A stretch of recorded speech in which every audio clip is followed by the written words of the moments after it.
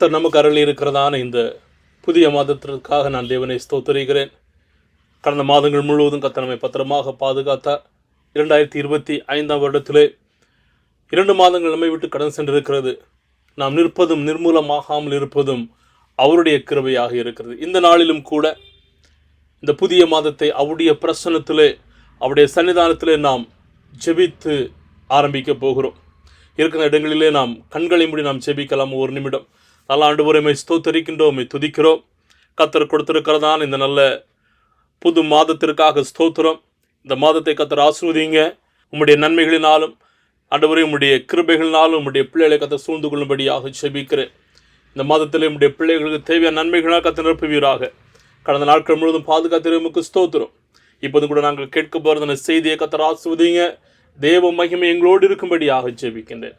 ஜெபத்தை கேட்டபடி நான் ஸ்தோத்திரம். இயேசுவின் நாமத்தில் ஜெபிக்கிறோம் நல்ல பிதாவே, ஆமேன், ஆமேன். நான் வாழ்கிறதான இந்த வாழ்க்கை அநேக நேரங்களிலே ஒரு ஓட்ட பந்தயத்தோடு கூட வேதத்திலே அநேக இடங்களிலே ஒப்பிடப்பட்டிருக்கிறதை நாம் பார்க்க முடியும். ஓட்டப்பந்தயம் என்று சொல்லுகிறதான போது ஒரு 100 மீட்டர் தூரமோ அல்லது 200 மீட்டர் தூர ஓட்டமோ 500 மீட்டர் தூர ஓட்டத்தையோ அது குறிப்பிடுகிறது அல்ல. ஒரு மாரத்தான் பண்ணதான ஒரு ஓட்டத்தை குறிப்பிடுகிறது. அநேக ஜனங்கள் இந்த ஓட்டத்தை மிகவும் நல்ல முறையில் ஆரம்பிக்கிறார்கள், மிகவும் சந்தோஷமாக ஆரம்பிக்கிறார்கள். ஆனால் அது போக போக வருகிறதான பாடுகள், உபத்திரவங்கள், வேதனைகளை பார்க்கிறதான போது அநேக நேரங்களில் அவர்களால் முடிக்க முடியாத ஒரு சூழ்நிலை வருகிறதாக இருக்கும். எபிரேயர் 12வது அதிகாரம் 1வது வசனம் சொல்லுகிறது, ஆகையால் மேகம் போன்ற திரளான சாட்சிகள் நம்மை சூழ்ந்து கொண்டிருக்க பாரமான யாவற்றையும் நம்மை சுற்றி நெருங்கி இருக்கிற பாவத்தையும் தள்ளிவிட்டு விசுவாசத்தை துவக்குகிறவரும் முடிக்கிறவருமாய் இருக்கிற இயேசுவை நோக்கி நமக்கு நியமித்திருக்கிற ஓட்டத்தில் பொறுமையோடு ஓடக்கடவும். இந்த மாதத்திலே நாம் தியானிக்க போகிறதான தலைப்பு என்னவென்று சொன்னால், பொறுமையோடு ஓடக்கடவும். நம்முடைய கிறிஸ்தவ வாழ்க்கையிலே அநேக விதமான மேடு பள்ளங்களை நாம் சந்தித்திருப்போம், அநேக விதமான இன்னல்களை நாம் சந்தித்திருப்போம். ஆனாலும் நம்முடைய ஓட்டத்தை நாம் ஜெயமாக ஓட வேண்டியது அவசியம். அதற்கு முக்கியமான ஒன்று என்னவென்று சொன்னால், பொறுமையோடு ஓட வேண்டியது அவசியம். எனவே இந்த நாளிலே நம்முடைய ஆவிக்குரிய வாழ்க்கையை நாம் சோதித்து பார்த்து நம்முடைய ஓட்டத்தில் எங்கெல்லாம் இடரல்கள் இருக்கிறதோ, எங்கெல்லாம் தடைகள் இருக்கிறதோ, அதிலிருந்து நாம் மேற்கொள்ளுகிறதற்காகவும் ஜெயத்தோடு ஓடத்தக்கதாகவும் நாம் தேவனுடைய சமூகத்தில் நாமே அர்ப்பணிக்க போகிறோம். எப்படி பொறுமையோடு ஓடுகிறது? இதே வசனத்திலே பார்க்கிறதான போது நமக்கு தெரியும், கடைசி பகுதி சொல்லுகிறது, நியமித்திருக்கிறதான ஓட்டத்திலே நாம் எல்லாருக்குமே ஒரு ஓட்டம் நியமிக்கப்பட்டிருக்கிறது. அந்த ஓட்டத்தை நாம் அறிந்து கொள்ளுகிறது மிகவும் அவசியமானதாக இருக்கிறது.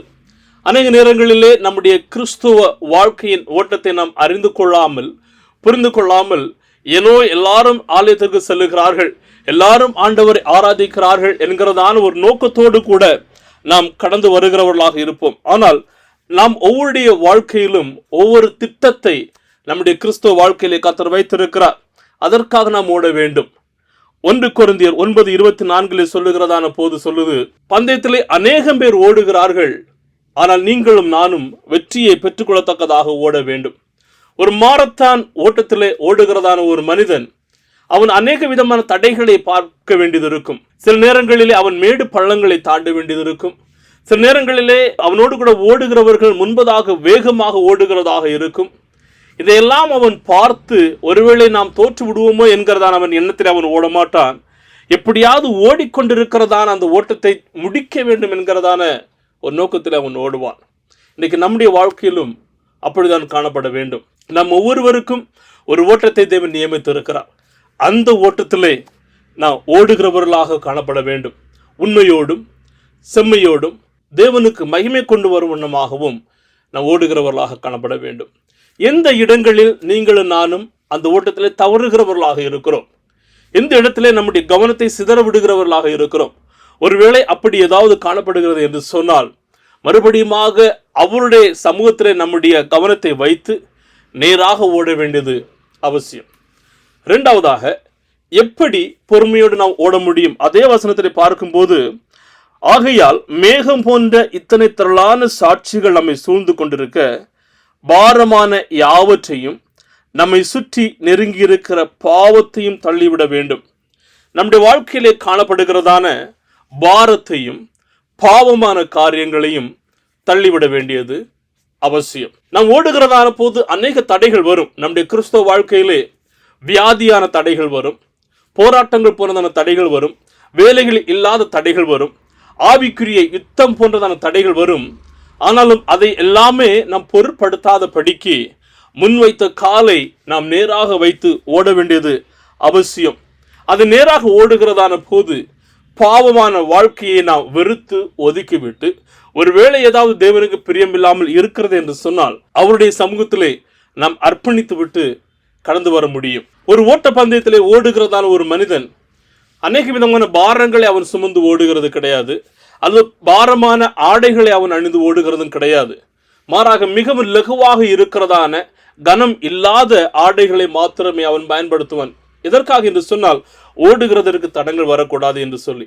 இன்றைக்கு நம்முடைய கிறிஸ்தவ வாழ்க்கையிலே, நம்முடைய ஆவிக்குரிய வாழ்க்கையிலே நாம் அவருக்காக சரியாக பயணிக்க முடியாத அளவுக்கு என்னென்ன விதமான தடைகள் காணப்படுகிறது, எல்லாவற்றையுமே நாம் மாற்றி வைக்க வேண்டியது அவசியம். கொலோசியர் 3வது அதிகாரம் 8-10 வரையிலும் படிக்கிறதான போது சொல்லுகிறது பாருங்கள். கோபமும் மூர்க்கமும் பொறாமையும் உங்கள் வாயில் பிறக்கலாகாத துஷணமும் வம்பு வார்த்தைகளும் ஆகிய இவைகளெல்லாம் விட்டு விடுங்கள். ஒருவருக்கொருவர் பொய் சொல்லாதீர்கள். பழைய மனுஷனையும் அவன் செய்கைகளையும் களைந்து போட்டு தன்னை சிருஷ்டித்தவருடைய சாயலுக்கு ஒப்பாய் பூரண அறிவை அடையும்படி புதிதாக்கப்பட்ட புதிய மனுஷனை தரித்து கொண்டிருக்கிறீர்களே. பிரியமானவர்களே, இப்படிப்பட்டதான பாவ வாழ்க்கையிலே இழுக்கப்படுகிறதான காரியங்களையும் நம்முடைய ஆவிக்குரிய வாழ்க்கைக்கு பாரமாக இருக்கிறதான காரியங்களையும் நாம் உதறி வைத்து விட வேண்டும். என்னென்ன காரியங்கள் உங்களுக்கு பாரமாக தோன்றுகிறது? வேதம் சொல்லுகிறது, மத்தேயு 11:28 இயேசு சொல்லுகிறார், வருத்தப்பட்டு பாரம் சுமக்கிறவர்களை நீங்கள் எல்லாரும் என்னிடத்தில் வாருங்கள் என்று சொல்லி. சங்கீதம் 55:22 சொல்லுகிறது, கர்த்தர் மேல் உன் பாரத்தை வைத்து விடு, அவர் உன்னை ஆதரிப்பார் என்று சொல்லி. இந்த நாளிலே நாம் தேவனுக்கு என்று பொறுமையோடு ஓடுகிறதற்கு பாரமாக இருக்கிற எல்லா காரியங்களையும் அவருடைய சமூகத்தில் இறக்கி வைக்க வேண்டியது அவசியம். அவரிடத்தில் இறக்கி வைக்கும் போது இந்த தேவன் அவருடைய பிள்ளைகளாகிய நம்முடைய பாரத்தை அவர் சுமந்தவராக நமக்கு இளைப்பாறுதல் கொடுக்கிறவராகவும் காணப்படுகிறார். அருமையான தேவஜனங்களே, பாவமாகிய பாரம் உங்களை தாக்குகிறதா? வியாதியாகிய பாரம் உங்களை தாக்குகிறதா? இன்னல்களாகிய பாரம் உங்களை தாக்குகிறதா? அவருடைய சமூகத்தில் இறக்கி வைங்கள், அவர் உங்களை தேற்றுகிறவராக காணப்படுகிறார். உங்களுடைய ஆவிக்குரிய வாழ்க்கையை கவிழ்க்கிறதான காரியங்கள் என்னென்ன ஏதாவது காணப்படுகிறது என்று சொன்னால் தேவ சமூகத்திலே ஜெபித்து அதில் மேற்கொள்ள வேண்டியது மிகவும் அவசியம். மூன்றாவதாக, எப்படி நாம் பொறுமையோடு கூட ஓட முடியும் என்று சொன்னால் அதே வசனம் சொல்லுகிறது பாருங்கள். விசுவாசத்தை துவக்குகிறவரும் முடிக்கிறவரும் ஆகிய இயேசுவை நோக்கி நமக்கு நியமித்திருக்கிற ஓட்டத்தில் பொறுமையோடு ஓடக்கடவும். இயேசுவை நோக்கி பார்க்க வேண்டியது அவசியம். நம்முடைய விசுவாச பயணத்திலே, நம்முடைய ஆவிக்குரிய ஓட்டத்திலே நம்முடைய இலக்கு எதுவாக இருக்க வேண்டும் என்று சொன்னால் நம்முடைய இயேசுவை நோக்கியே இருக்க வேண்டும். ஜெயமுள்ளவனாக முடிக்கிறவனாகவே இருக்க வேண்டும். இடையிலே காணப்படுகிறதான தடைகளை பார்த்து பயந்து போகாதபடிக்கு, இடையிலே காணப்படுகிறதான இன்னல்களை பார்த்து நாம் சோர்ந்து போகாதபடிக்கு, இடையிலே நமக்கு எதிராக வருகிறதான எதிரிகளின் சூழ்ச்சிகள், சாத்தானின் இன்னல்கள், இதை எல்லாமே பார்த்து துவண்டு போகாதபடிக்கு நமக்கு ஜெயத்தை உருவாக்குகிறவராகிய இயேசுவை நோக்கி பார்த்து அவரை நோக்கி நாம் ஓட வேண்டியது மிகவும் மிகவும் அவசியம். சங்கீதம் 34 சொல்லுகிறது, அவரை நோக்கி பார்த்தவருடைய முகங்கள் பிரகாசம் அடைந்தன, அவைகள் வெட்கப்பட்டு போனதில்லை என்று சொல்லி. நீங்களும் நானும் யாரை நோக்கி பார்க்கிறோம்? ஒருவேளை இந்த உலகத்தை உருவாக்கினதான உலக இரட்சகரை நோக்கி பார்க்கிறோமா, இல்லை இந்த உலகத்தை மாத்திரம் நோக்கி பார்க்கிறோமா? உலகத்தை உருவாக்கினதான தேவனை நோக்கி பார்க்கும்போது நம்முடைய வாழ்க்கையிலே அவர் ரட்சிப்பை நமக்கு கொடுக்கிறவராக இருக்கிறார்.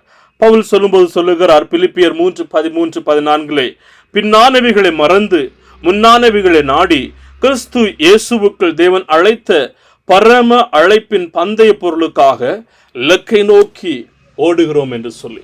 பின்னான காரியங்கள் எல்லாம் மறந்து கிறிஸ்துவை நோக்கி பார்த்து நாம் ஓட வேண்டியது அவசியம். மத்தேயு 14வது அதிகாரம் வசனம் 28-30 வரையிலும் பார்க்கும்போது, இயேசுவின் சீஷர்கள் படகிலே பயணிக்கிறார்கள். இயேசு கடலிலே நடந்து வருகிறார். சீசர்கள் அவரை பார்த்து பயப்படுகிறார்கள். இயேசு சொல்லுகிறார், பயப்படாதிருங்கள், திடன் கொள்ளுங்கள், நான் தான் என்று சொல்லி. பேதுரு விசுவாசம் கொள்ளுகிறார், தைரியம் கொள்ளுகிறார். தைரியம் கொண்டு இயேசுவை பார்த்து, ஆண்டவரே இது நீரே என்று சொன்னால் நானும் நடக்கிறேன் என்று சொல்லி பேதுரு நடக்க ஆரம்பிக்கிறார். இயேசுவை நோக்கி பார்த்து நடக்க ஆரம்பிக்கிறார். அவருடைய நடை பயணம் சரியாக செல்லுகிறது அந்த கடலிலே. ஆனால் அவர் எப்போது இயேசுவின் பார்வையை அது மாற்றி வைத்து அந்த புயலையும் அலைகளையும் பார்க்க ஆரம்பித்தாரோ, அவர் தடுமாற ஆரம்பித்தார், மூழ்க ஆரம்பித்தார். இன்னைக்கு நம்முடைய ஆவிக்குரிய வாழ்க்கையிலும் இயேசுவை நோக்கி பார்க்கும்போது நம்முடைய வாழ்க்கை சீராக சென்று கொண்டிருக்கிறதாக இருக்கும். ஆனால் இடையிலே காணப்படுகிறதான புயல்களையும் மேடுகளையும் பள்ளங்களையும் அலை போனதான பிரச்சனைகளையும் பார்த்து நாம் துவண்டு போகும்போது நாமும் அமிழ ஆரம்பிக்கிறவர்களாக இருக்கிறோம். எனவே அருமையான தேவ ஜனங்களை, இந்த மாதத்திலே நாம் ஒரு தீர்மானத்தை எடுத்து தேவனுக்கு நேராக ஓட வேண்டியது மிகவும் அவசியமானதாக இருக்கிறது. எப்படி நாம் பொறுமையோடு ஓட முடியும்? நமக்குங்கிறதான நியமித்திருக்கிற ஓட்டத்தை நாம் அறிந்து கொள்ள வேண்டும்.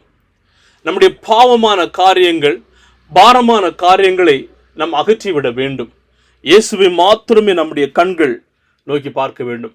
நம்முடைய கிறிஸ்தவ வாழ்க்கையிலே தேவையானது என்னவென்று சொன்னால் விசுவாசம், நம்பிக்கை, சகிப்புத்தன்மை மிகவும் முக்கியம். அப்படி இருக்கும்போது நாம் என்ன விதமான கடினமான சூழ்நிலைகளை சந்தித்தாலும் அவருக்காக ஓட முடியும் என்று சொன்னால் அவர் நம்மோடு கூட இருக்கிறவர். இந்த மாதத்திலே உங்களுடையதான என்னுடையதான ஆவிக்குரிய ஓட்டத்திலே தேவன் துணை நின்று சரியான பாதையில் அவர் நடத்தி நம்மை ஜெயம் பெற செய்கிறவராக காணப்படுவார். கர்த்தர் தாமே நம்மை ஒவ்வொருவரையும் ஆசீர்வதிப்பாராக. கர்த்தர் அவருக்கென்று சொல்லி நாம் பொறுமையோடு ஓடுகிறதற்கு உதவி செய்வாராக. அருமையான தேவஜனங்களே, நாம் இந்த மாதத்தை நாம் ஜெபித்து மறுபடியும் ஆரம்பிக்க போகிறோம். இந்த மாதத்தில் பிறந்த நாட்கள், திருமண நாட்கள் கொண்டாடுகிறவர்கள் யாராவது இருக்கிறீர்கள் என்று சொன்னால் உடைய கரங்களை பரலோகத்தினராக உயர்த்துகிறீர்களா? தேவனை நோக்கி நாம் ஜெபிக்க போகிறோம். தேவனுடைய சமூகத்தில் நம்முடைய வாழ்க்கையை ஒப்பு கொடுத்து ஜெபித்து அர்ப்பணித்து இந்த புதிய வருடத்தை நாம் ஆரம்பிக்கலாம். ஜெபிக்கலாமா? நல்ல ஆண்டவரையுமே ஸ்தோத்திரிக்கிறோம், துதிக்கிறோம். ஆண்டவர் நீர் எங்களுக்கு என்று குறித்து வைத்திருக்கிறதான ஓட்டத்திலே பொறுமையோடு ஓடுகிறதற்கு உதவி செய்வீராக. ஆண்டவர் இந்த நாளிலும் கூட இந்த மாதத்தில் திருமண நாட்கள், பிறந்த நாட்கள், இன்னும் மற்ற விதமான கொண்டாட்டங்களை கொண்டாடுகிறதான நம்முடைய பிள்ளைகளுக்காக ஜெபிக்கிறேன். தேவ கிருபை, தேவ பிரசன்னம் இவர்களோடு கூட இருக்கும்படியாக ஜெபிக்கிறேன். ஆண்டவரே, சகல விதமான நன்மைகளை நிரப்புவீராக. நல்ல சுகத்தை கொடுங்க, பலத்தை கொடுங்க, ஆரோக்கியத்தை கொடுப்பீராக. தேவ பிரசன்னம், தேவ சமாதானம் கூட இருக்கட்டும். ஜெபத்தை கிடப்ப நன்றி செலுத்துகிறோம். ஆண்டவர் இந்த மாதத்திலே நம்முடைய பிள்ளைகளை சரியான நன்மைகளை காண்கிறதற்கு உதவி செய்யும்படியாக ஜெபிக்கிறேன். இணைந்து கூட ஒவ்வொருவரையும் ஆசீர்வதிப்பீராக. தேவ நன்மையினால் நிரப்புங்க. ஜெபத்தை கடுபடியாக நான் நன்றி செலுத்துகிறோம். இயேசுவின் நாமத்தில் ஜெபிக்கிற நல்ல பிதாவே, ஆமேன், ஆமேன். என் ஆத்துமாவே கர்த்தரை ஸ்தோத்திரி, என் முழுவதுமே பரிசுத்த நாமத்தை ஸ்தோத்திரி. என் ஆத்துமாவே கர்த்தரை ஸ்தோத்திரி, அவர் செய்தான சகல உபகாரங்களை மறவாதே. ஆமேன். நம்முடைய கர்த்தராகிய இயேசு கிறிஸ்துவின் கிருபையும் பிதாவாகிய தேவனுடைய அன்பும் பரிசுத்த ஆவியினுடையதான அன்யோன்யமும் ஐக்கியமும் இன்னும் சதா காலங்களிலும் நாம் அனைவரோடும் கூட இருப்பதாக. ஆமேன், ஆமேன், ஆமேன். ஆண்டவர் தாமே உங்களை ஆசீர்வதிப்பாராக. தேவ கிருபை, தேவ பிரசன்னம் உங்களோடு இருக்கட்டும். ஆமென்.